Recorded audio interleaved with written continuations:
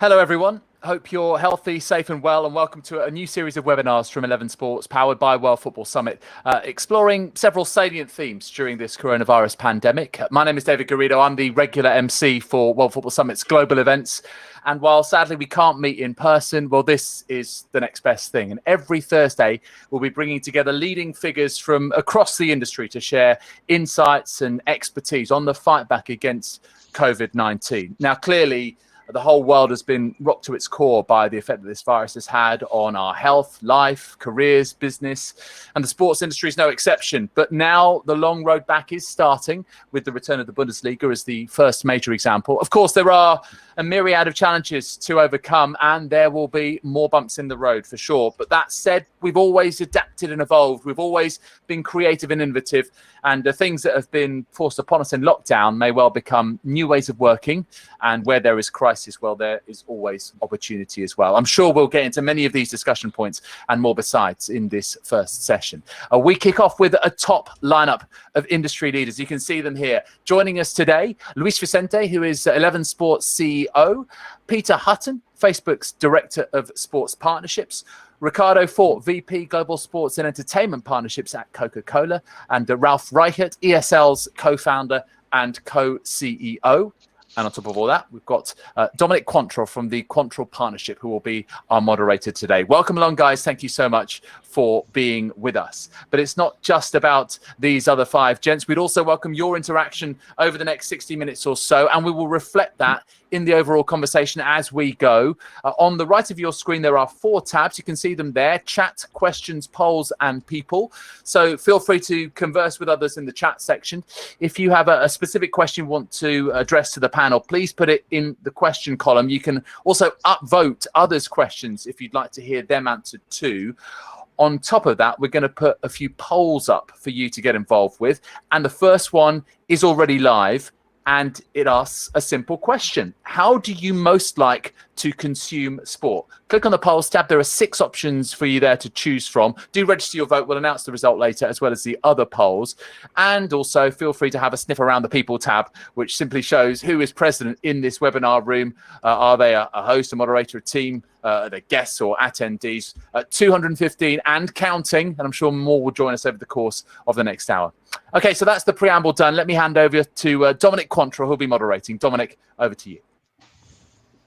Brilliant. Thank you very much, David. And yeah, just to echo our thanks indeed to World Football Summit and also to 11 Sports for the concept and obviously its delivery. And I thank you obviously to our panelists as well. So I'm going to do my best to answer as many questions and ask as many questions throughout the session today. And we've got some really interesting topics, actually. I'm obviously very keen to start with this one. We know what's been happening in the industry. And I guess the question I'm really interested to ask here is what have we actually learnt so far in regards to where we are in the current situation? And if I may, I'd like to maybe ask Ricardo to kick us off on that one. Well, good morning, good afternoon, everyone. Thank you for having me as part of this panel. And I guess one of the things that we learned during this crisis is how much we miss sports. And this gap has made us realize how important sports is in our lives. And of course, the sports business is an enabler for that to happen. So I guess that's one of the learnings. Another one is just that it's possible to do things remotely, sometimes as effectively as we were doing live. And this is a great example of how we can get together behind our screens and have a conversation about sports. Yeah, very good point. Very good point. Luis, what's your view on things? What have you learned from 11 Sports' point of view? Well, first of all, good morning and good afternoon, everyone. Thank you so much for participating, and thank you very much for this beautiful group of panelists, stellar lineup, to our moderator and our presenter. I believe that, for me, a few conclusions that reinforces some views I had already, but I believe first and foremost, the industry I really love, which is sports. I really think it's under tremendous pressure. We've been, of course, watching the news, but also one side, it's beautiful to see it's the power of sports. Again, everyone really is trying to have live sports back. And we had great results this weekend with Bundesliga coming back. It was wonderful to see. Again, we had unbelievable audiences across 11 Sports Network. We had unbelievable as well increase of the number of subscribers in some countries. That proves really the power of sports and the power of live sports. Of course, on one side also proves that the current business model around sports needs some fine tuning. Again, it's of course a recession. Many industries around the world have now suffering problems because of the current crisis. But sports, I think it's going probably to be one of the most affected, understanding that there is a massive amount of issues that are putting in threat the traditional P&L business model driven from any sports organization.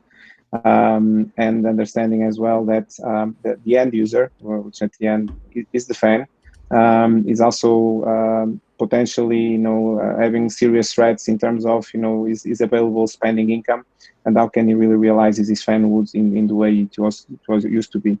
And the second point, I think for me also very, very interesting is the massive, interest about virtualization and including, of course, esports. I think esports made a massive step, in terms of robustness and in terms of maturity, which I'm really sure that community will still be there and will grow, now even in a more accelerated way going forward. So in terms of the from Facebook's point of view there, Peter, obviously a lot's been happening. A lot of people have been driven towards the social media platforms for their content, their entertainment. What's the sort of the learnings from Facebook's point of view? I think we've seen lots of things, and they range from, first of all, seeing people pitch in and help the whole industry. It's been great to be part of a Facebook organization that has donated so much money to charities related to COVID-19.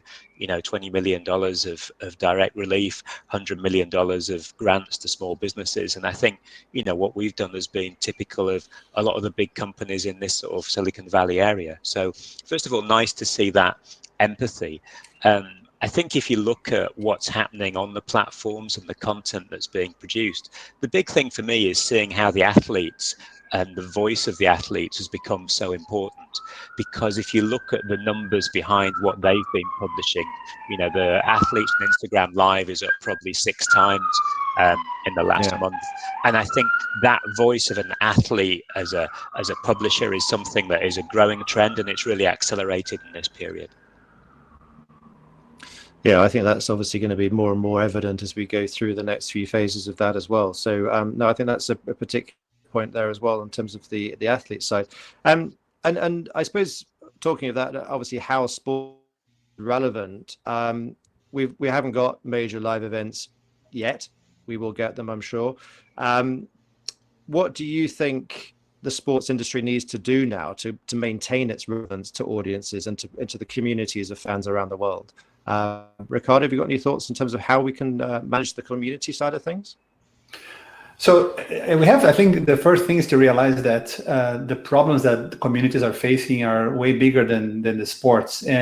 But sports can serve as a relief for what we are experiencing today. And I think that realization is moving the industry to work together. So I see a lot of collaboration in the industry.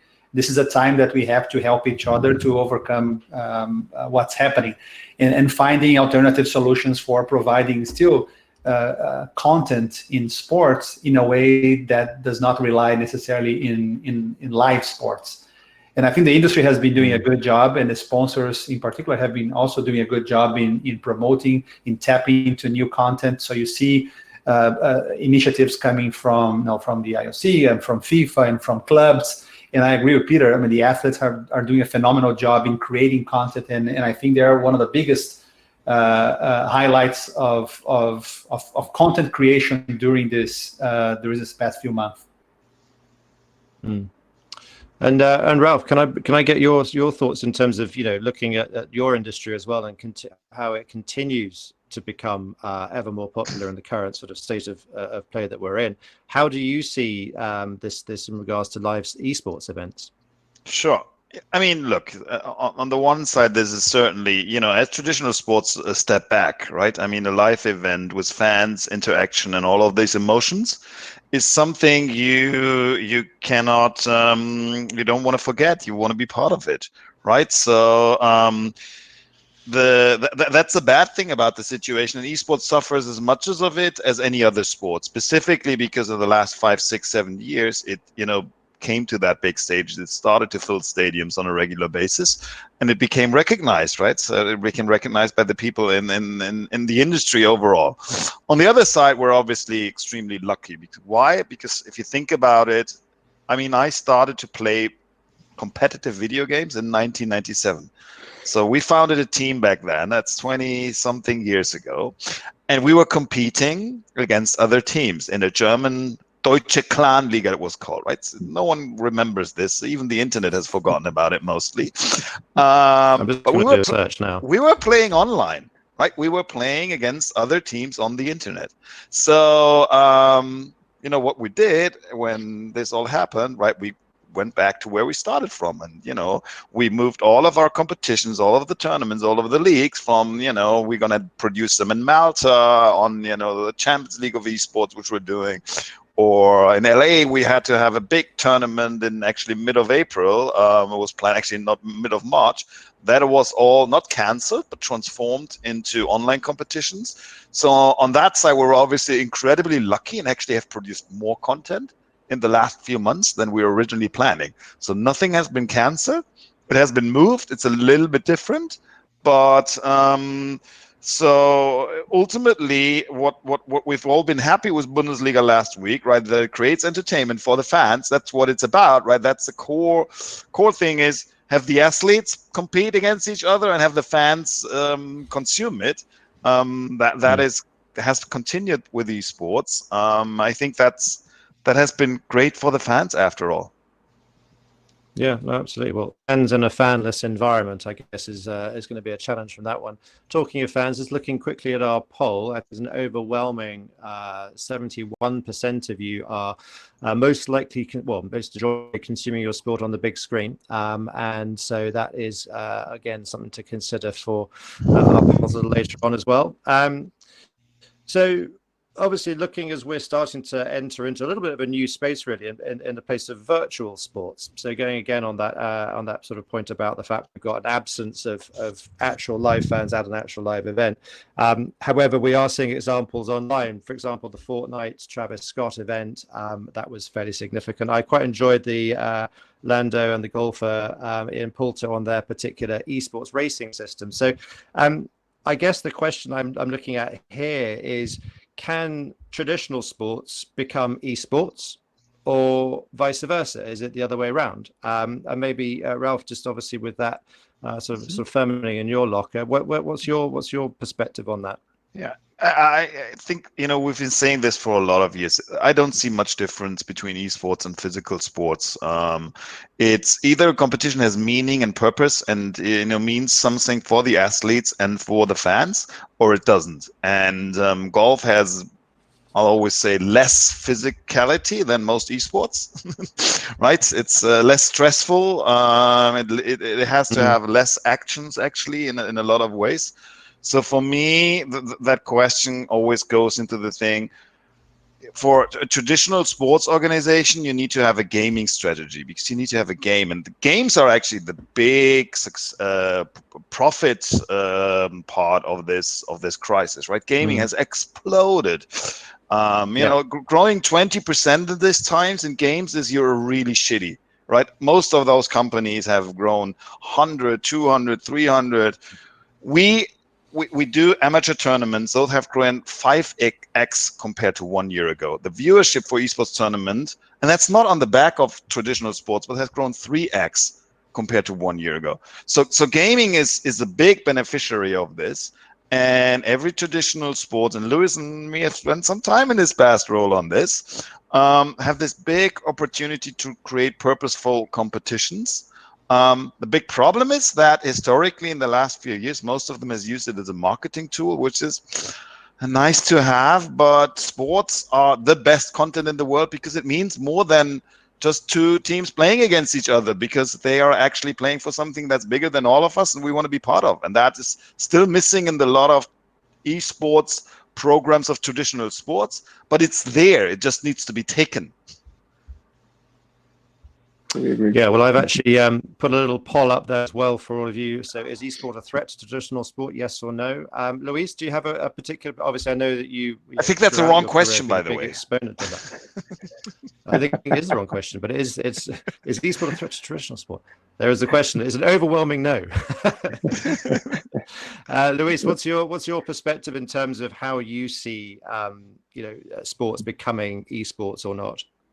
Oh, he's gone. There is. Well, I think there is a clear gap for me at the moment on this intersection or gray area where on the left side, there is the traditional sports right holders, and on the right side there is the traditional esports, the hardcore esports. I think the esports community don't really believe that traditional sports, doing esports is a natural thing. I think it's almost seen as a secondary, thing.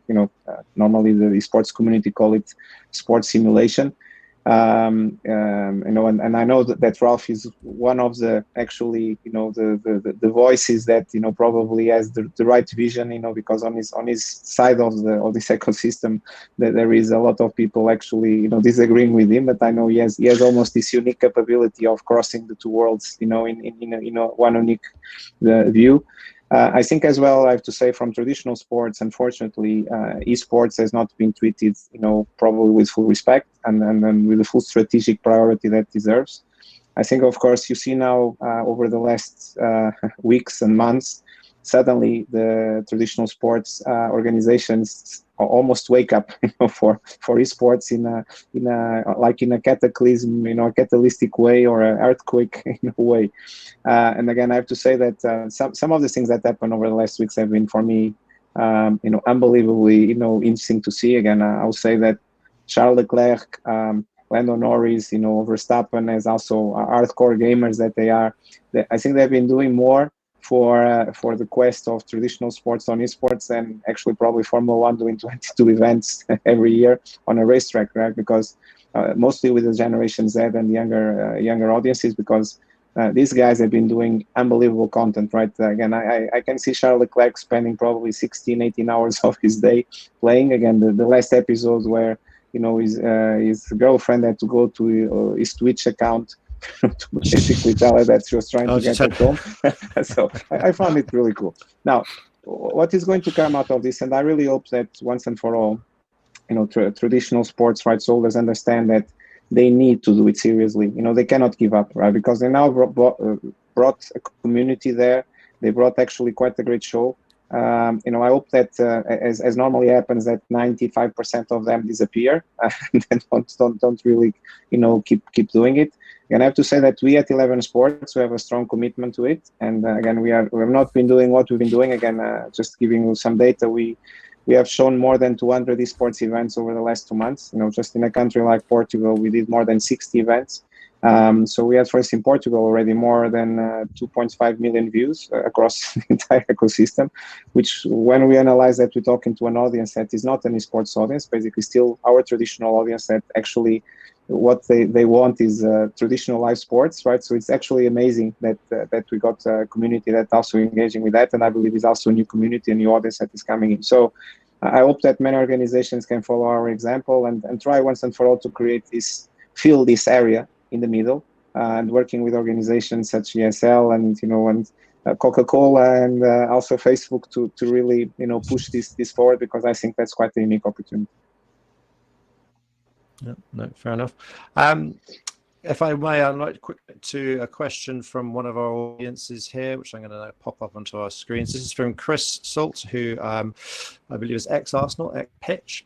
So the question he has here is, do you think the impact of COVID-19 will result in a shift in how rights packages, both media and brand partnerships, are negotiated moving forward?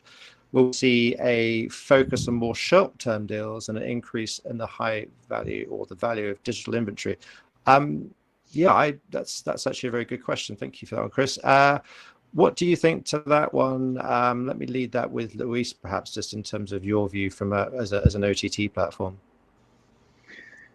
Well, I think there's of course many ways how COVID is going to impact, and definitely the redefinition of packages. The traditional inventory packages of sports rights holders will need to change anyway. They needed to change anyway, because I think there was a certain culture that did not probably resist the test of time, where with the exception of a few very organizations, where actually digital started to be a much more important part of the activation strategy and the inventory package supplied, and actually necessarily the amount of pages on contracts start to increase substantially on that area.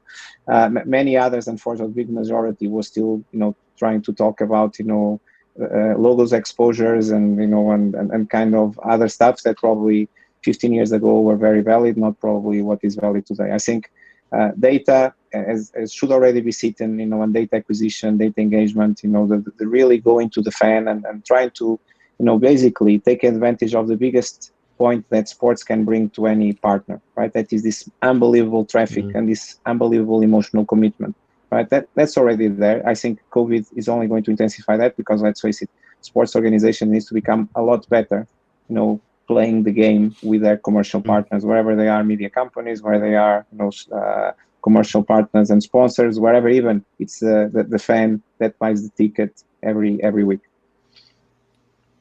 And Ricardo, from your point of view, as obviously as Coke, how do you sort of perceive where the value is of digital inventory versus the more traditional models? Obviously, everything's evolved, but what's your personal view on that?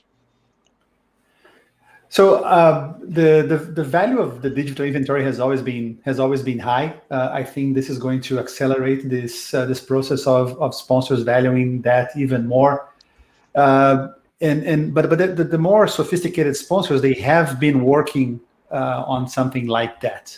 But I do think that because of all we're living now, there is going to be a rebalancing of costs in general for sponsorship, for media packages. And I think that sponsors that are capable to help broadcasters or right holders more in taking their message out are going to be even more important for the success of these partnerships. So I think in that sense, we at Coke, we feel very very confident because this is the kind of thing that we do. When we create programs together, we go and we tell the event or the athlete or the club story for everyone. So I think that that's going to be a welcome movement in the industry in the coming month. Yeah. And also, I guess the short-term approach means you're more agile. We can do things quicker. It's less money to invest above the initial consideration. No, that's very good. Thank you. And good question there from Chris. One of the areas that we just touched upon there is obviously digital, and clearly how everyone is, we're all very aware of how that's playing a significant part in terms of online footage, archive footage, and so on. What are the kind of trends that we're spotting, and obviously things that we're seeing now, for example, that could perhaps go on to shape the future of the events? And Peter, perhaps we could hear from you on this one from Facebook's point of view. Yeah, I think I'd like to build on what Ricardo said, because I think branded content is one of the big parts of the story, in that branded content is way up over this period, 41% up on Facebook, 122% up on Instagram.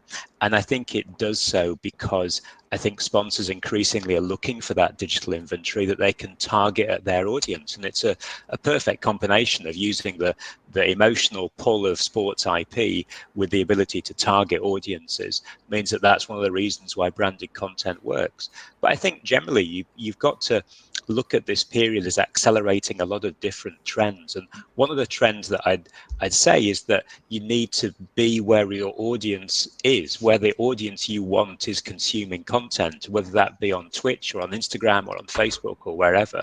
So I think when you look at the way those rights packages are constructed, you have to think about the future of your sport, of your brand, and how you're looking towards that next audience coming on.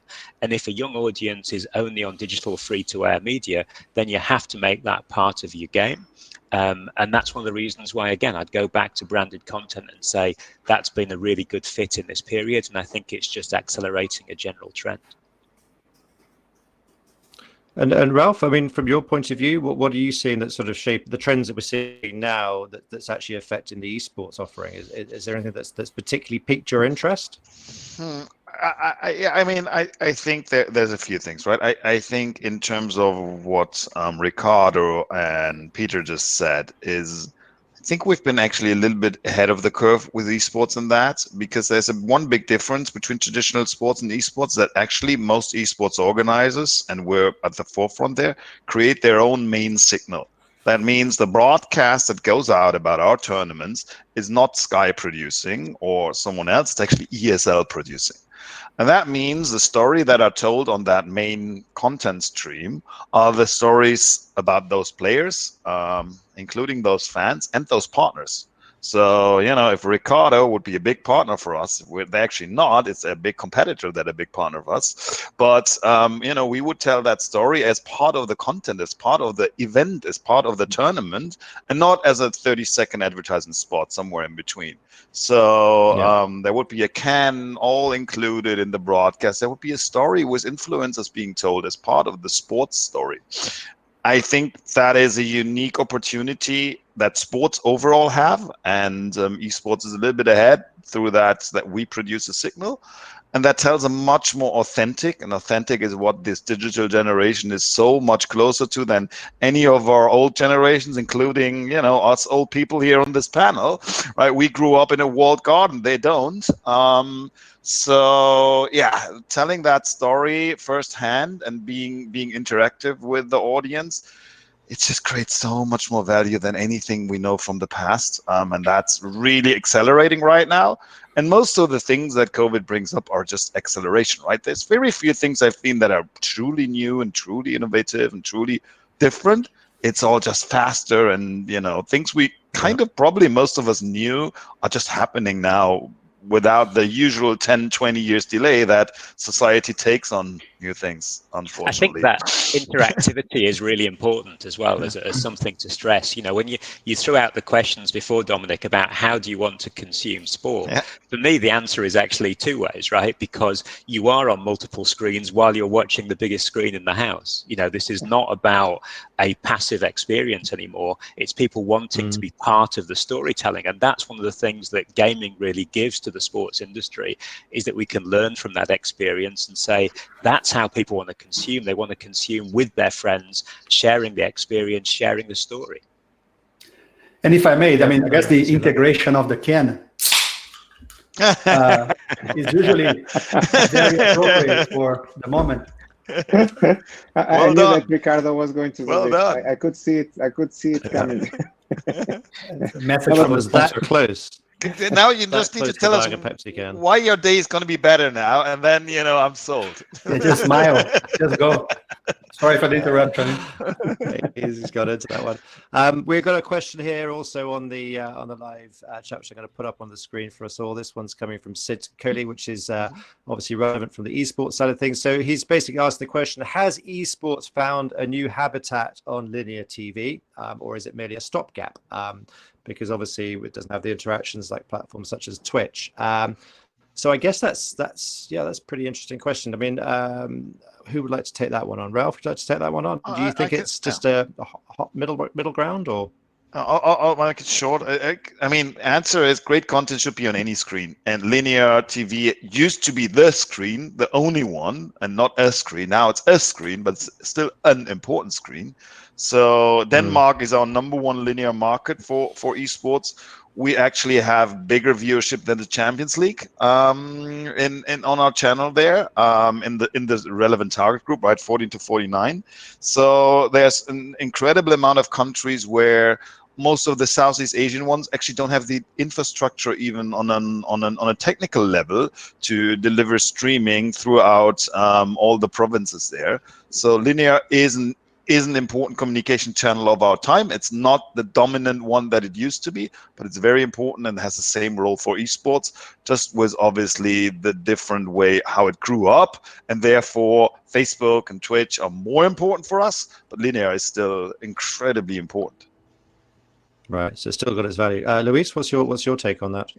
Well, I think Ralph already made a major contribution to the answer of that question, but I'll try to add as well the following point. I really believe, again, esports has been trying for many years to be mature as well on really reach this almost untapped community, right? Which is really the big screen, community. Because for many years, the linear has been a more older generation product, and I think as well that community again was a little bit, misunderstanding potentially about esports, what esports is, and I think today there is definitely a larger share of that older audience that definitely found a place on that ecosystem, which I think is fascinating. Vice versa as well, I think when you also, and adding this point to this question, traditional sports is almost on reversing engineering, right? Because again, traditional sports is trying to become or to try to find their place and the right formula on the digital ecosystem, right? And it is also still a growing process on that. Of course, esports was from nature and from a native digital, product. So it's very interesting to see actually the two, almost going in reverse engineering, but actually, in parallel results, right? Yeah, it's like one wants to be the other and vice versa, and they're all good on their own, right? It's Freaky Friday, but on a Thursday. Thank you, Sid, for that question. Just one more here as well, which is, again, I think quite relevant from Eduardo. I'll put that up on the screen as well. This is Eduardo who's asking, with no live sports or games being behind closed doors, activations for sponsorship are shifting to the online world. So how has this process been so far for brands and properties? And what are your predictions for 2021 seasons? So, yeah, Ricardo, what's your take, obviously, from as a brand? What's your view on this particular question? So I think there's a misperception of the value of the on-site activation for the overall investments that the sponsors are making. I mean, regardless of the size of the event, no matter how big it is, the vast majority of fans and consumers that are interacting with that content are not on site. So the mentality for the larger brands has always been, let's focus on everybody else, and that's the importance of the content that we can acquire in our partnerships. Of course, it is very important to have proper execution and a great live event experience, because that drives the depth of the relationship of fans with brands and events. But just from a number standpoint, the out of venue audience has always been very important. So in that context, the work hasn't changed a lot. And even if we have to move forward with fewer people or no people in venues, we can still deliver what we have always planned to deliver. And maybe if I jump in there, right? If you look at, we measure all of our sponsorship partnerships with Nielsen media value evaluations. The live event part is, is tiny of that, right? It's really the viewership, what the streaming partners, the distribution partners bring to the table is 90+%, and the live event is more the why, but it hasn't so much with the value after all. I think one of the things that we'll also see, and we've seen in this period, is how sort of the ability to transact, to buy things during the event is moving online as well. You look at what's happened with NASCAR and with the race behind closed doors last weekend, and rather than having all the merchandising stalls around the venue, you suddenly had the ability to buy through Instagram shopping during the event. You look at the Jordan documentary, The Last Dance, and how the NBA was selling Chicago Bulls sort of merchandise from that period while those programs were on. So I think you have that ability to transact online that will now sort of supplement the live viewing experience. It's all part of the idea that you're more connected with the content. So it might be placing a bet in some markets, it might be purchasing, it might be using that video to work out who your next consumers are going to be for an experience. But I think that idea that commerce is now built into the event, as opposed to being enabled on the side of the event that you're aware of as a brand, I think that's the step forward. And I must say that this for me is one of the most unbelievable errands that actually this COVID crisis will actually leave positively to sports, because I think that has been probably the holy grail of the industry for so many years. How we could become transactional in every moment, because as also Ralph and Peter and Ricardo said, the community that sometimes sports rights holders have been looking at, it's actually very narrow, right? Again, there is a much bigger community out there, When you look at the essence of a football match and you look at 47,000 people in a stadium or 50,000, then people tend to forget sometimes there is millions of people connecting online, and trying to engage with that game, in different social media networks. There is a massive amount of people that is seeing it on TV, and there is actually a lot of people that, a lot of times will just create, their own version or their own content over that, right? So it is an amazing ecosystem, right? And we have been doing actually a very poor job on trying to get, that all aligned. And actually, people sometimes complain about the lack of new forms of monetization. Well, yeah, that's a solution, right? Immediately there, that comes exactly of a need. Yeah. And I think the big change for me as well that this crisis brings is that the sports ecosystem, wherever it is, the rights holders, the commercial partners, have now to think much more deep, right? And into this to find solutions, because we know that next year potentially is going to be a very tough year, in terms of traditional rights holders. Because some revenue streams might be, in danger. Again, look at maybe what happened with ticketing and hospitality, on major events or smaller events around the world. If really this situation persists and people cannot really go in traditional big numbers to the stadiums, look at what might happen at media rights. And again, it's important that once and for all the industry works together to try to get once and for all a digital play that is almost as good or probably better than the real thing. Yeah, I think that's the real plus out of this, isn't it? Is that it's a chance for people to use their imagination and reinvent revenue streams, because the old streams are not reliable as much anymore. And I think one of the issues, I think, with the sports industry has been that reliance on broadcast income or on big sponsor income was almost sort of money that fell out of the sky, in that it just came every few years, and 3 years later it would go up by a certain percentage and everyone would be happy. Now the trend has got to be far more, how do you activate? How do you take control of your customer? How do you make them more engaged with your content? And how do you monetize them ultimately? And I think that sort of perception shift is really important. Well, I must say that we're not charging any rights holder for all this advice. So again, I hope that everybody could see this conference, because the kind of information and knowledge and so that is being shared, I think it's could transform the business. So listen to us, please. Well, absolutely right. I think there is definitely some value in this one. Obviously, I think just to touch on that point around commercialization and also to maybe tie that into almost innovation as well, which I know is something that we're all very keen on.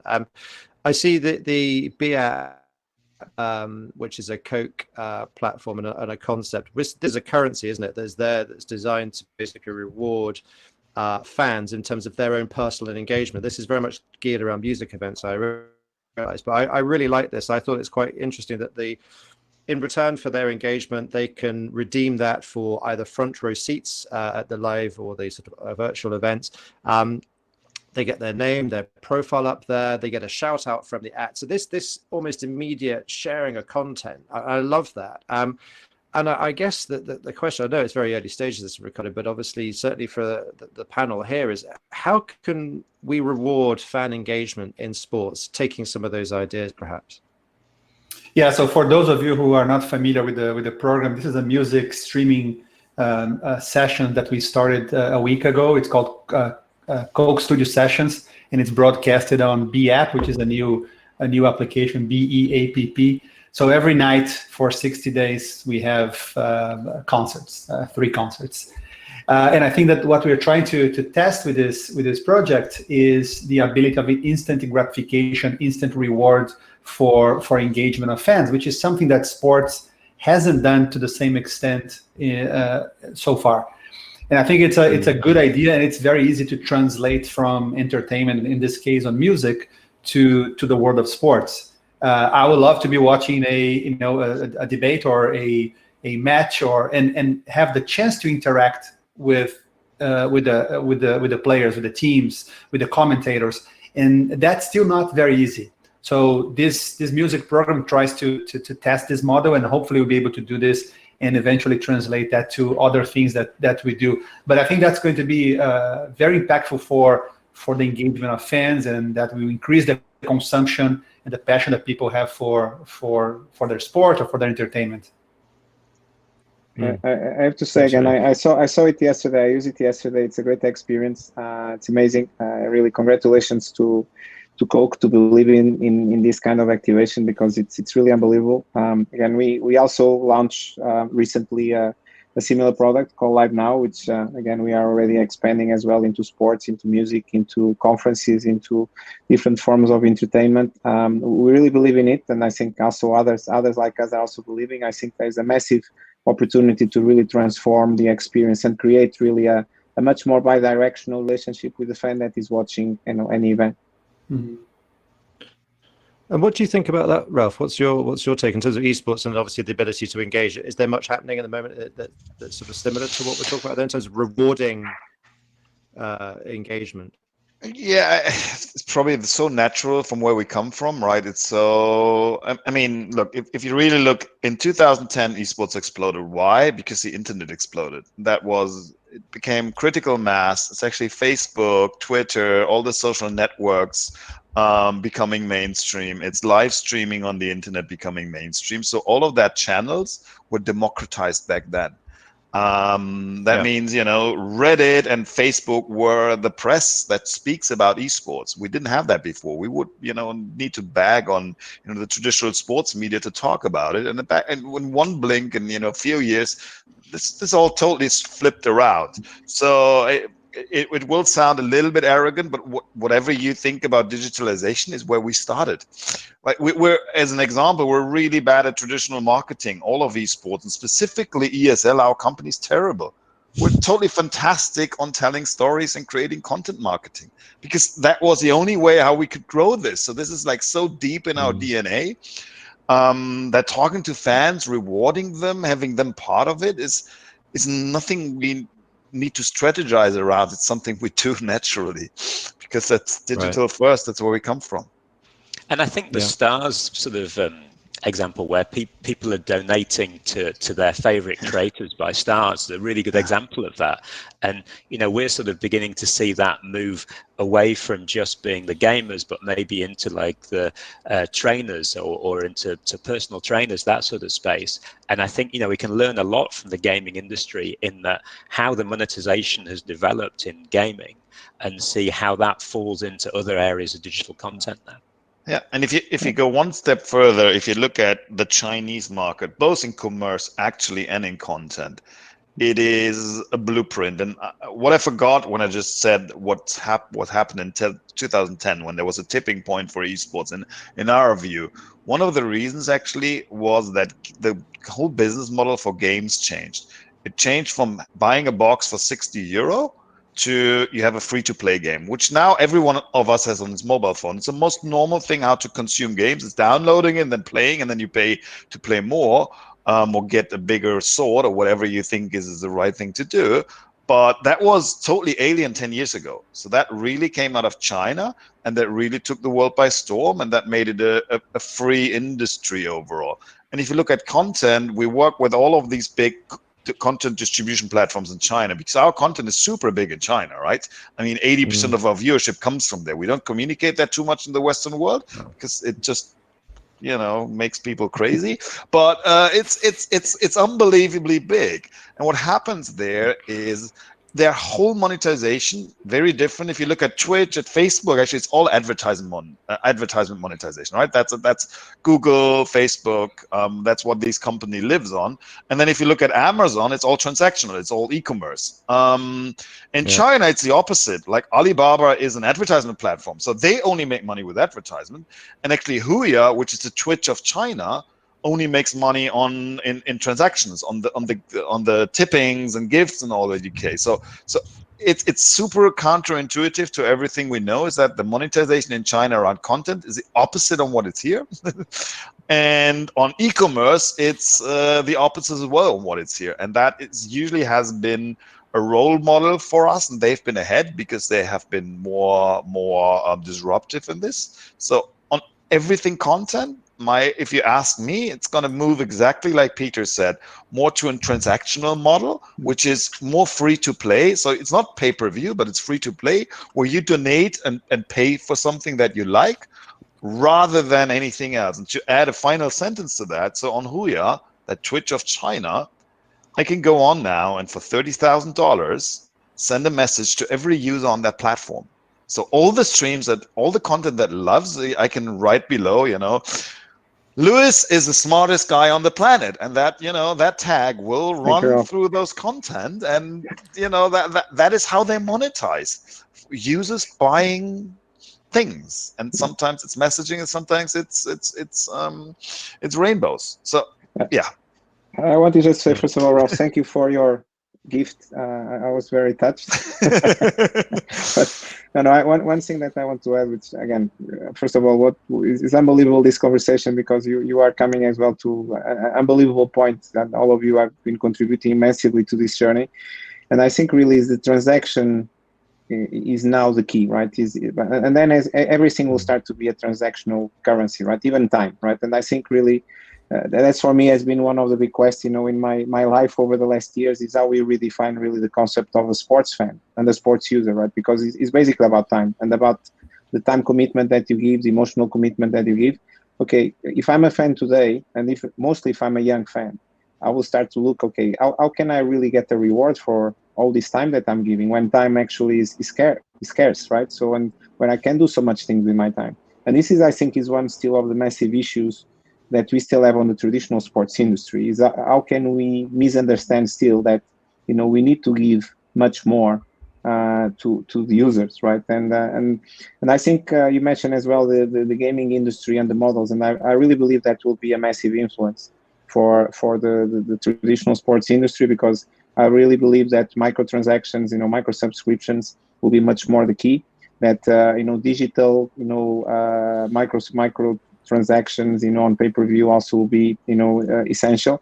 And then actually advertising will be becoming a much more robust tool, where people potentially, I believe, will come to a point where people actually will exchange, data, for the content they want to consume and to use, and that data can be actually a transactional item on a market much more consistent and much more free. But I also think Facebook has been doing something, I think, unbelievable as well on becoming a transactional platform. And I know, Peter, they launched something last week, which I'm really following with a lot of interest, which is actually a serious transactional movement. And I pass to Peter for him probably to talk a little bit about it. There's definitely things happening here. We announced the Facebook Shops concept last week, but I think the point that I'd like to take up from Ralph is the importance of that funnel. And the fact that the gaming audience, which means the young audience, is coming in through a free funnel, and then it's taken on a transactional journey. That's not about the way the sports industry has really pushed itself in the last 20 years, which is to make itself available behind a paywall. And clearly the route has to be transactional, the route has to be generate income. But I think you need to think about how you bring that audience in, because, I certainly wouldn't say that cable and satellite TV is going away. I think it's got an important role for the long term. But I think it's important to think, how do people be attracted to a sport? How do they associate with the brand names? How do they fall in love with a storyline? And I think that has to be something that we're focused on in terms of bringing that younger generation through that are not natural payers for cable TV or pay TV content. Yeah, those are good points. And obviously on the subject of commercials and transactions, so on. I'm going to put a poll up in a second, which will it's a bit of a teaser. This one, it's the virtual venture capital moment. So the Quantrill Partnership is feeling very, very generous today, gentlemen. We are going to ask you where you're going to bet your shirt. So you've got a significant amount of money there. Where would you guys start to make that kind of investment in the sports landscape as we see it at the moment, and also why? So briefly, let's start with Ricardo. So you've got all the money in the world. What would you be doing with regards to sport and investments? Well, just looking at the poll here and all these opportunities, I mean, I think that it really depends on who is answering the question. For brands that have massive presence, mass consumer brands like Coca-Cola or beverages in general, you still have to go with the content that has the highest awareness and highest interest to consume, which is still today, it is football. So great football content will always outplay every other content because it is the content that is most consumed everywhere. Doesn't mean that the other options are not great, but this is just for the Coca-Cola standpoint. This is the right answer today. Fair enough. Peter, obviously, without the need of the Facebook bucket of cash, but where would you go? I have to say it's a really difficult question as a Northern Englishman to try and buy something without a price being attached to it. But I think it'll be very cheap just for you. Okay, then that's fine then. I think my instinct is to go to the IP, right? First and fundamentally, what is the core thing that pushes all the other elements of the industry, and it's the ownership of IP, and by that means it's not a long-term rights deal. It's actually owning a league, being part of a league. And I think when you look at the venture capital money that's coming in or trying to come in, that's obviously what they're trying to do. They're trying to take a percentage of the Bundesliga or Serie A. So for me, it would be buying something, as Ricardo says. I think our instincts are the same on these ones. We would always go to football first. But it's owning IP and then seeing all the different things that come out from behind that IP. Fair enough. And Ralph, where would you be making your investment? I would buy all American sports league and free them from the chains of franchising and make them a proper sport with relegation and promotion.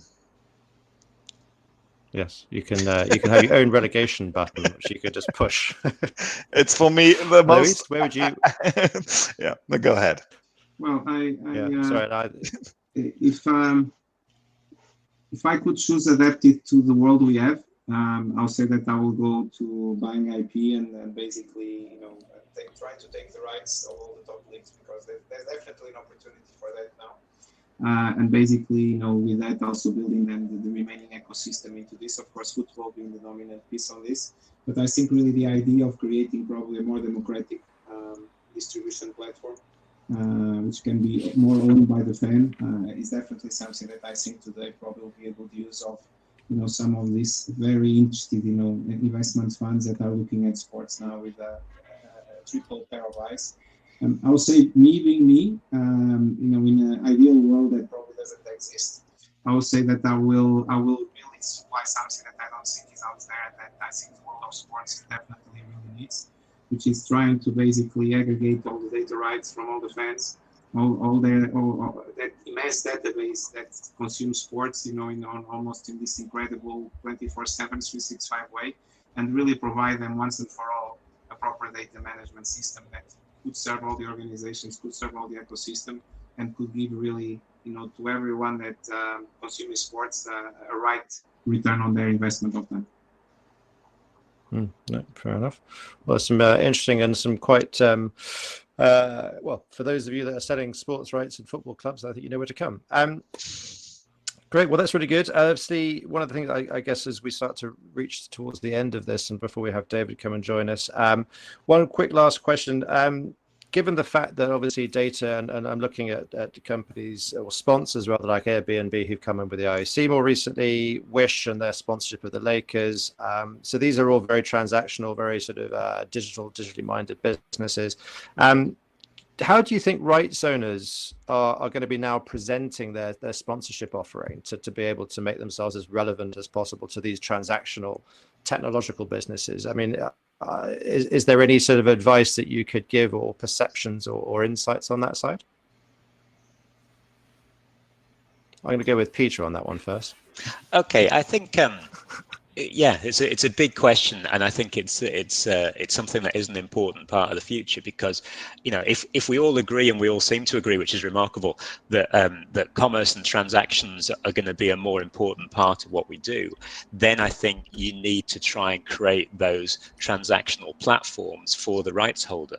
And Luis was asking about Facebook shops earlier. I guess that's the sort of direction that we're going in, where you say every sports organization or brand has a way of transacting with its customer that is largely within its own control, and can touch the casual fans as well as the committed fans.